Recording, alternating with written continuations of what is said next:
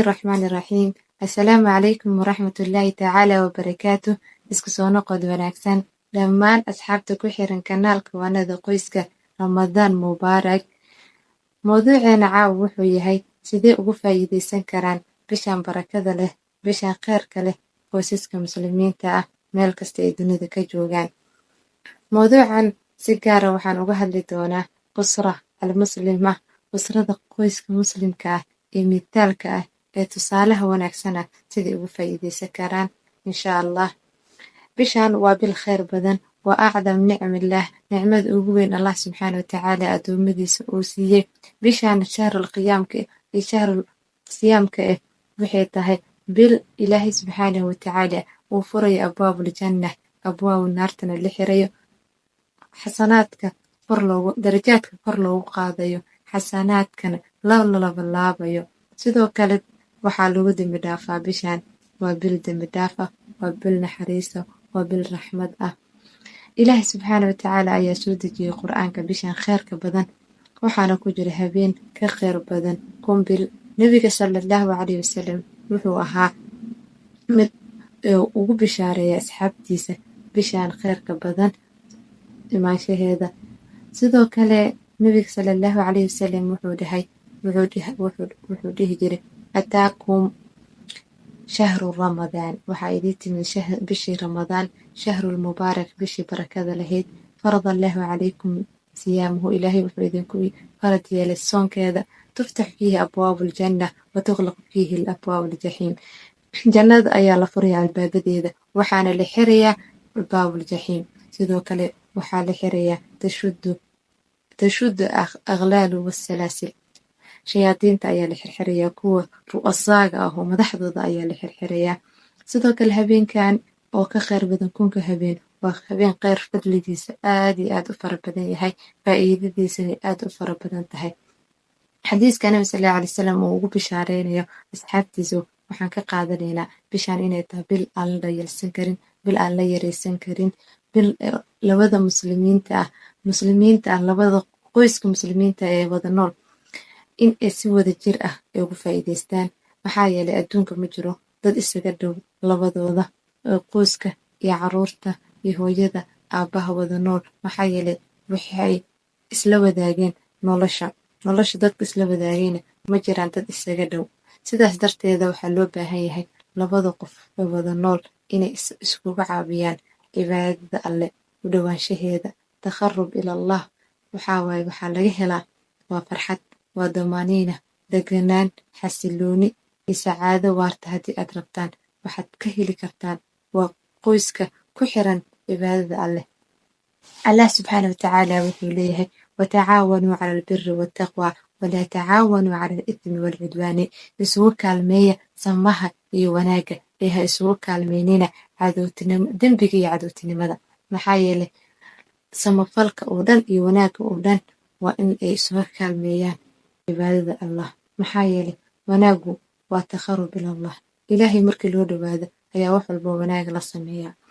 sidoo kale nabiga sallallahu calayhi wasallam wuxuu dhahay raxima allahu rajulan qaama min alleyli fasallaa wa ayqada imra'atuhu fain abad nadaxa fi wajhiha almaa. raxima allahu imra'atan qaamat min alleyli fasallat wa ayqadat zawjaha fain abaa nadaxa fi wajhihi almaa. ilaahay ha u naxariisto haweeney toostay habeen dukatay soojkeedana toosisay, hadduu diidana wejiga biyo kaga fardhiday. sidoo kale raxima allahu imra'atan, ilaahay haweeney ha u naxariisto qaamad min alleyl, habeenkii toostay oo fasallaa dukatay, wa ayqadat zawjaha waxay toosisay soojkeeda, fain abaa nadaxa fii wajhi almaa, hadduu diidayna biyo wejiga kaga fardhiday. taa waxaan xadiiskan ka qaadanaynaa in qoysku ay isku caawinayaan cibaadada allah. ilaahay baa naxariistiisa u baahannahay, annagana dadaal ayaa inoogala baahan yahay. xadiiska nabi sallallahu alayhi wasallam oo inoo sheegayo ilaah baa u naxariisanaya qoyskaas, lamaanahaas, soojkaas iyo soojadiisa, xaaskaas wanaagsan. waxaa loo baahan yahay si degan inaad u toosisid qofkan. laba qodobba waa lagu toosin karaa, waa lagu xasuusin karaa. maxaa yeelay xasuusta iyo waanada iyo wacdigaba waxay wax u tartaa qofka muslimka. wadakir fa ina dikraa tanfacu lmu'miniin. mu'miniinta ayay wax u tartaa, mu'miniinta ayay anfacdaa waanada. qodobka koowaad waxay tahay in qofka marka horeba habeenkii aad sii wargelisid, aad dhahda caawa tahajudka insha allah waan wada tukanaynaa, waana ku toosinayaa haddii aan soo tooso, adna itoosi haddii aad soo toosid.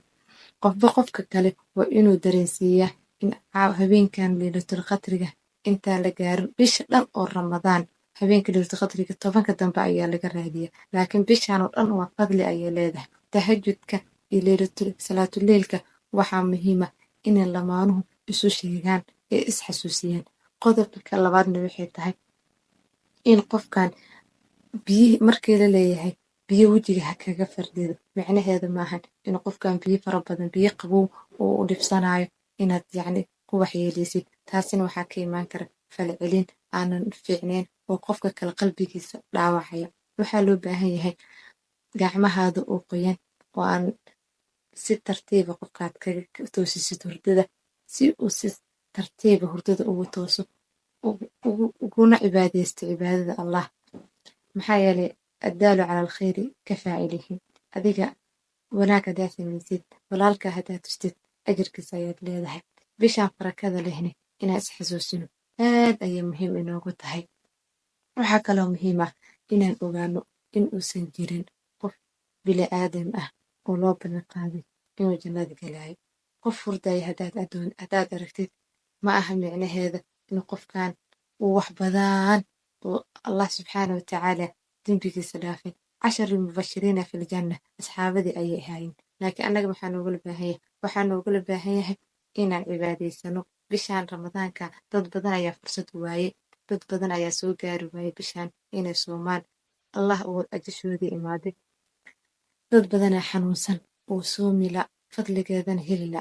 sidaas darteeda maxaa waaye waxay tahay sababta ugu weyn inaan maanta fahanno inay tahay bishaan bil kheyra, bil oo aan annaga oo dhan aan u baahannahay inaan wada toosno, hurdadana aan ka toosno. usrada muslimka ah maxay tahay? usrada muslimka waxay tahay binaaul mujtamac. mujtamaca ayay dhistaa. sidoo usrada muslimka maxay tahay? waxay tahay waa usra asaasiya fi binaa'i lmujtamac. usro asaasi waxay u tahay oo saldhigay u tahay mujtamac inay soo saarto, ajyaal inay soo saarto. ilmaheena maanta hadday arkaan anagoo tooseena, salaatuleylkii u tooseena, qur-aankii akhrineyna, bishaan taraawiixdii loo wadaya caruurtii inay fahmayaan bishaan fadligeeda. ilmaha yarka waxaa la rabaa in lagu baraarujiyo bishaan fadligeeda. ilmaha fahmaya dadka maxay u sooman yihiin. maxaa yeelay waxaa loo baahan yahay in waalidiinteena sidii annaga noo soo bareen inaan annagana caruurteena u barno oon u sheegno mar walba bishaan fadligeeda. maxaa yeelay kullukum mas-uuliin can raaciyatihi. qof walba wuxuu mas-uulka yahay wixii la raaciyay. sidoo kale ilmuhu inay yacni fahmaan fadliga ay leedahay. hooyadooda iyo aabahana yacni ayagoo arkaya salaada ay dukanayaan, berina way dukanayaan, way sameynayaan, ficil walba way sameynayaan. qodobka labaad maalinta inay xasuusino yacni adbacaan cuntada inta badan waxaan sameynaa aad iyo aad aan ujeednaa. inkastoo mawduuc gaar aan kaga soo hadli doono hooyada dhibaatada ee uma socoto kale. sidaas darteeda cibaadadu waxay u baahan tahay